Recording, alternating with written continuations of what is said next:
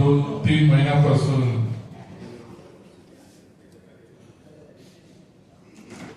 तुर्भ्यामधल्या होऊ घातलेला ऊर्जा प्रकल्पाच्या जागेचा वाद, त्याच्यावरती ते सतत भांडत आहेत, झगडत आहेत, लोकांना न्याय मिळवून देण्याचा प्रयत्न करत आहेत. आणि त्यासाठी आजची पत्रकार परिषद लावलेली आहे.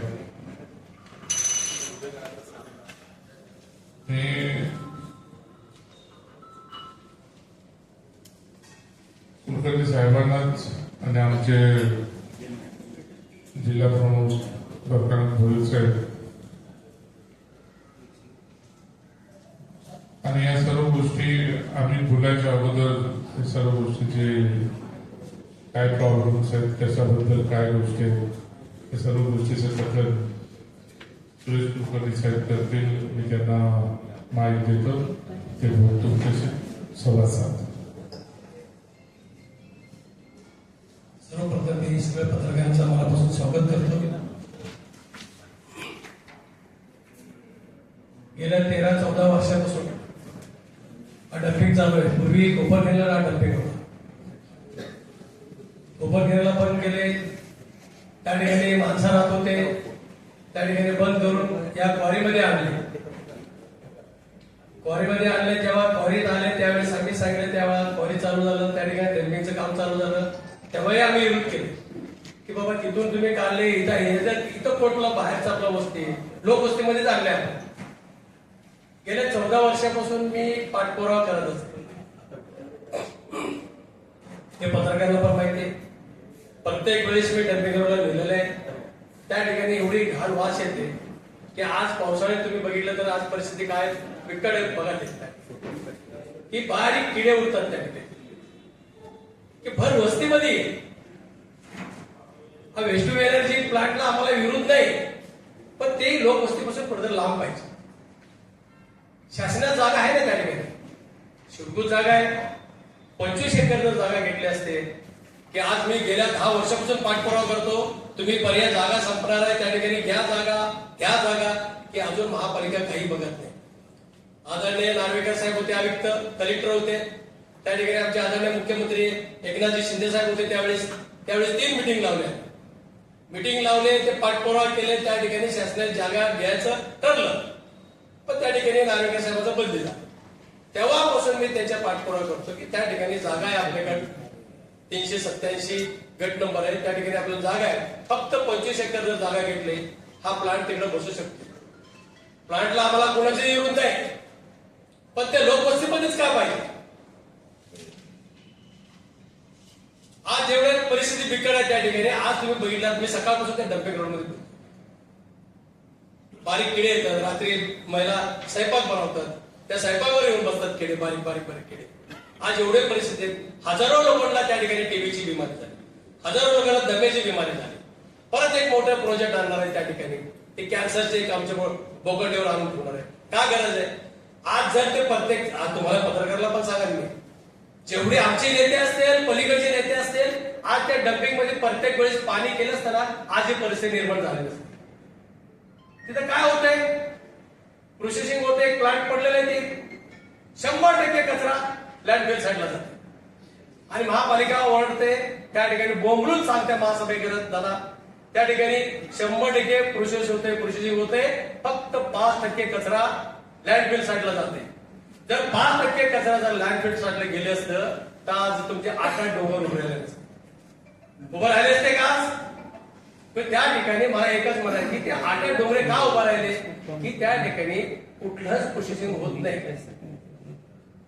तुम्ही प्रत्यक्ष बघा, मी आता सगळं शूटिंग काढलेले सगळे, ना कुठला प्लान चालतंय, ना कुठं काय होतंय, काहीच होत नाही त्या ठिकाणी. मला विरोध करायची काय गरज आहे एवढी. आणि प्रत्येक पत्रकाराला पण नेलं मी, प्रत्येक वेळेस नेलं. फक्त महापालिकेचं तुम्ही ऐकता नाही. देशातला आपला एकमेव आपला प्रकल्प आहे, त्या ठिकाणी 100% कचरा आपण प्रोसेसिंग करतोय. फक्त 2-5% कचरा फक्त लँडफिल साईडला जाते.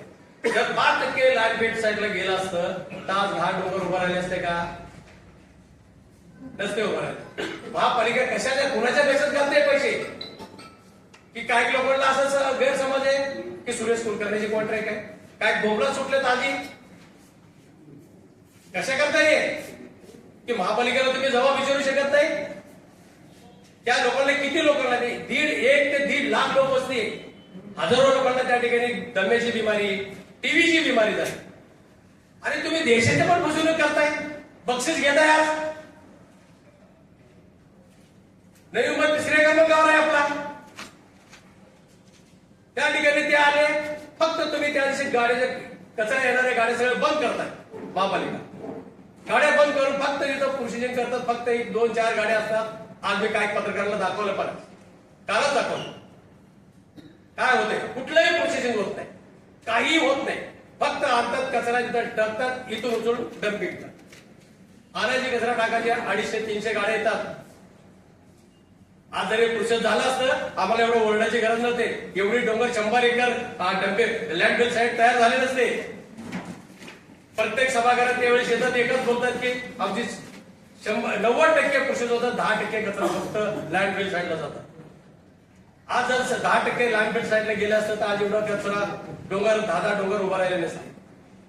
किती त्रास आहे आज?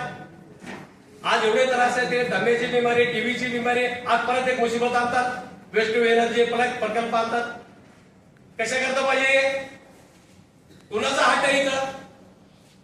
पण त्या ठिकाणी 25 एकर जर जागा तुम्ही घेतली, 25 ते 30 एकर जागा घेतली, चिडकूची जागा आहे शासनाकडे. नार्वेकर साहेबांनी मागणी केली, मी स्वतः पाठपुरावा करतो, माझ्याकडे भरपूर पत्र केलेले. पण त्या ठिकाणी महानगरपालिकेला काही गरज नाही पडली. फक्त लोकांच्या जीवाशी खेळायची महानगरपालिका गरज आहे. कशा करता येईल? का हट्ट एवढा महापालिकेची? कोणाचा हट्ट आहे की आम्ही लोक तुम्हाला मतदान करत नाही, वोटिंग करत नाही लोकांना? याच्या पुढे इथली कोणी असतील नेते, आम्ही जागा दाखवू त्यावेळेस. जर तुमची जर इथं हट्ट असेल, तुम्ही जर स्वतः जर बघितले असते, याला कधीच हाकलले असते. पण त्या ठिकाणी कुठलेही नेते जात नाही तिथं बघायला. फक्त महापालिकेत आम्ही ऐकतोय की 100% प्रोसेस होतोय, 10% वेस्ट होते कचरा. ते वेस्ट कचरा आपण लँडफिलला टाकतोय.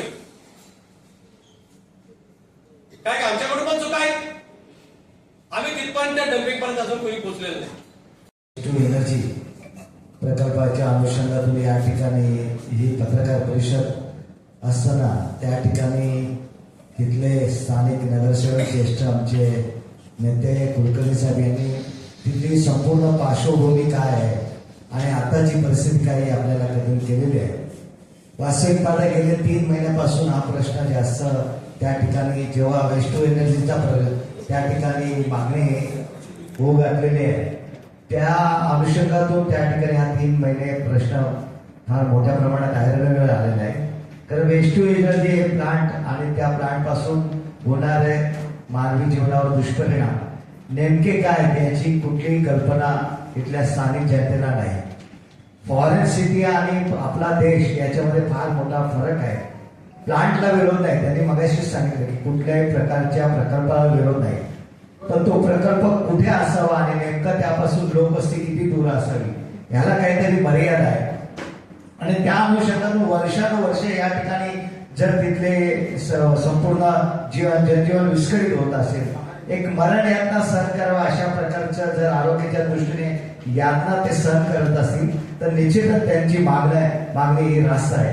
कारण जवळ एखादा प्रकल्प आल्यावर त्याचे परिणाम आज माहिती नसतात, पण त्याचे भविष्यातील दुष्परिणाम हे फार मोठे असतात आणि ते त्यावेळेस मग काही पर्याय उरत नसतो. आणि म्हणून तिथल्या स्थानिक जनतेचा विचार करणं ही गरजेची बाब आहे. खरं म्हणजे लँडफिलवर आज आपण सगळेजण आपण सुद्धा पाहिलं असेल, त्यांनी सांगलेली वस्तू आहे तर 100% कचऱ्याचं निर्मूलन त्या ठिकाणी होत असेल तर त्या ठिकाणी एवढा डोंगर त्या ठिकाणी व्हायलाच नाही पाहिजे. वर्षानुवर्ष त्या ठिकाणी आज 100 एकर जागेवर त्या ठिकाणी जवळजवळ 200 फुटाचे डोंगर त्या ठिकाणी जेव्हा उभे राहतात त्या आधीच त्या ठिकाणी ते प्लांट योग्य रीतीने त्या ठिकाणी कचरा निर्मूलन होत नाही. आणि आपण पाहिलं असेल तर केंद्र शासनाचे सुद्धा त्या ठिकाणी आता गाईडलाईन्स आलेले आहेत की त्या ठिकाणी असे प्रकल्प करताना शहरातला कचरा त्या ठिकाणच्या सोसायटी असतील, त्या ठिकाणचे वॉर्ड असेल तर त्या वॉर्डमध्ये त्या अनुषंगातून कचऱ्यावर प्रक्रिया करून त्याचं निर्मूलन केलं पाहिजे. अशा प्रकारच्या गाईडलाईन्स येताना हा प्रकल्प करताना त्यांनी हे सर्व बघायला पाहिजे होतं. आणि हा जेव्हा प्रकल्प एमआयडीसी मध्ये एमआयडीसी क्षेत्रामध्ये प्रचंड प्रमाणात जागा आहे त्या ठिकाणी. आज सुद्धा एमआयडीसी जवळपास 100-150 एकर जागा त्या ठिकाणी नवीन ऍक्विशन करत आहे. त्यांची मागणी आहे की या परिसरामध्ये 1 किलोमीटर लांब कुठेही त्या ठिकाणी हा प्रोजेक्ट त्या ठिकाणी न्यावा, जेणेकरून तिथल्या जनतेला आरोग्याच्या दृष्टीने जो दिलासा मिळेल तो भविष्यामध्ये फार मोठा ठरणार आहे. आणि अशा अनुषंगातून त्यांनी कुलकर्णी साहेबांनी सगळीकडे पत्रव्यवहार केलेला आहे. आदरणीय राज्याचे उपमुख्यमंत्री एकनाथ शिंदे साहेब यांच्याकडे सुद्धा केलेला आहे, खासदारांकडे सुद्धा केलेला आहे. त्याविषयी चर्चा सुद्धा झालेली आहे. काय नेमका मार्ग काढायचा त्या अनुषंगातून भविष्यामध्ये तो मार्ग निघेल सुद्धा. परंतु महानगरपालिका त्या ठिकाणी आतताईपणा करते की फार मोठा की त्याची आवश्यकता आजच आहे आणि आजच टेंडर निघाला पाहिजे. हा जो आतताईपणा आहे, कुठल्याही प्रकारचं त्या ठिकाणी सर्वेक्षण आणि त्या प्रकल्पाची नेमका परिणाम हे तिथल्या स्थानिक नगरसेवकांना न देता परस्पर त्या ठिकाणी टेंडर काढून त्या ठिकाणची प्रक्रिया पूर्ण करायची टेंडरची, हे योग्य नाही.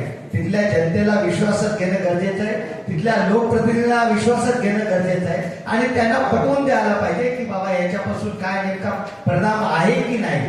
अशा प्रकारचं कुठल्याही प्रकारचं त्या ठिकाणी अभ्यास परिपूर्ण त्या ठिकाणी करून त्या लोकांना देऊन समजावून सांगून न करता एकच 8 तास फक्त टेंडर काढायचं आणि काम द्यायचं, तर हे योग्य नाही. आणि तशा प्रकारचं काम देताना त्या कंपनीने त्या ठिकाणी आणखी त्या ठिकाणी कुठे कुठे कामे केलेली आहेत याचं सुद्धा काही नगरसेवकांना अजूनपर्यंत कुठल्याही प्रकारची माहिती नाही. आणि म्हणून त्या लोकांची जी काही मागणी आहे त्या मागणीला शेवटी शासन दरबारी प्रयत्न करणं हे आपलं काम आहे लोकप्रतिनिधी म्हणून.